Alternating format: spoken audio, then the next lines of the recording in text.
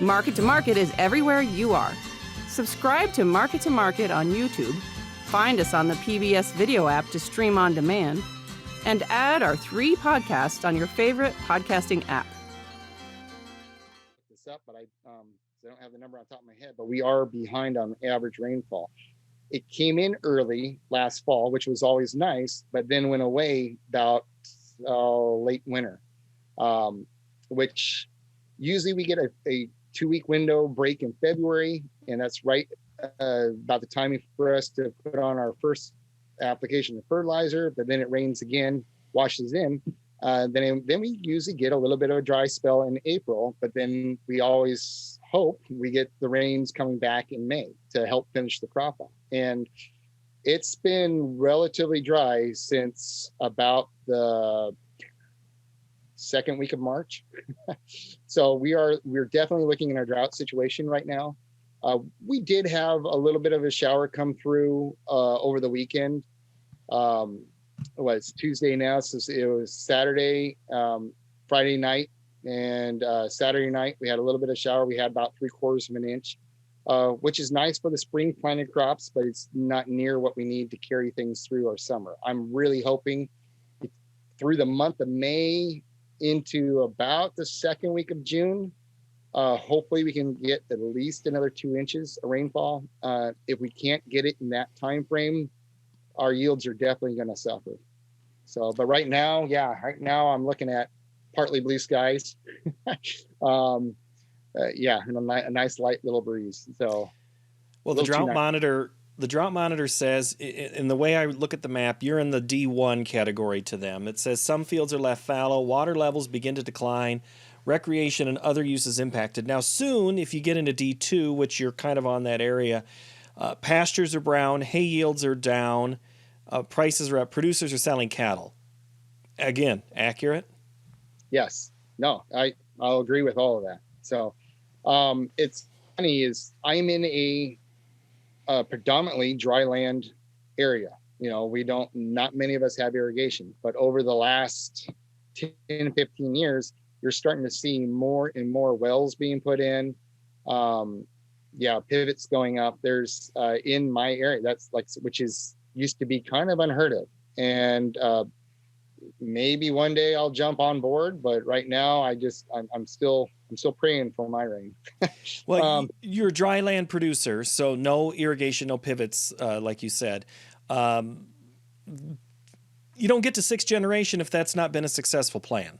I mean, obviously the rain has fallen from the sky over time to keep your family operational. Exactly. And really another thing that helps is my diversification.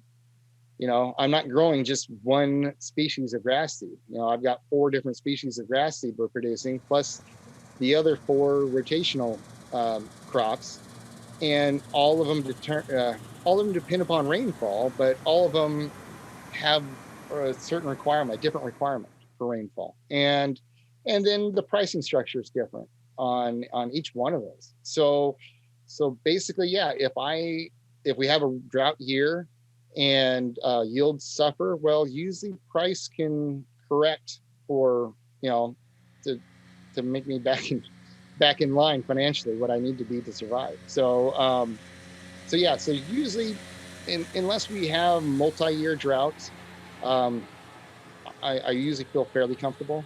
So I mean the irrigation thing would be nice. I'm not gonna lie, it has thought crossed my mind about, all right, do I need to be following suit, putting in punching in wells or trying to find water rights to be able to do it. It's getting harder to do it. And one thought was, maybe I better jump on board now before I can't do it anymore.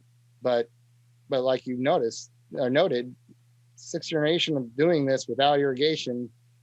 I guess that's not forefront on my mind. It is in the back of my mind for sure, but it's not something I'm going to run out there and go do. So. How would you rate the needs of an Oregon producer versus other states' needs for water, and how ramped up has it become in the last 10 to 15 years? Boy, how do you answer that without sounding arrogant? Because yeah, I want to say that we are very important. We need our water, and we do. But do livestock producers, that rely on water to water their pastures so they have food for their cattle, do they need it more? Probably so. I'm not going to deny that. So there are other areas of states that definitely need more water usage than what I need here. But at the same time, we all kind of rely on each other. If they can't use cattle or have a marketable product, or get their product to market, well, they're not going to buy my product to help feed their next generation. So we definitely rely on each other. So it's almost that, all right, what came first, chicken or the egg? Who gets it? Who deserves it better? That's a tough question. Dan Pugh is this week's MTOM podcast guest. Watch the full interview on our YouTube page of Market to Market. New episodes are released each Tuesday.